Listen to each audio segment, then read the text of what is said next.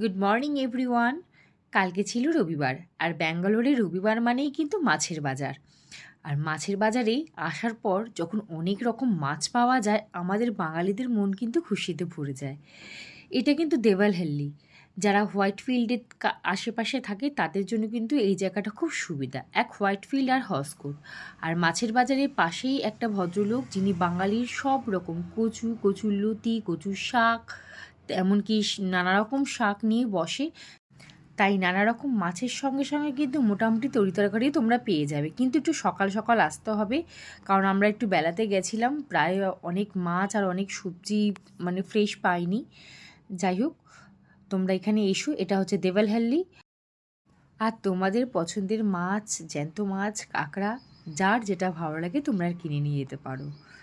চলো, আজকের মতো ভিডিওটা এখানেই শেষ করলাম। Tata, bye bye. দেখা হবে নেক্সট কোনো ব্লগে।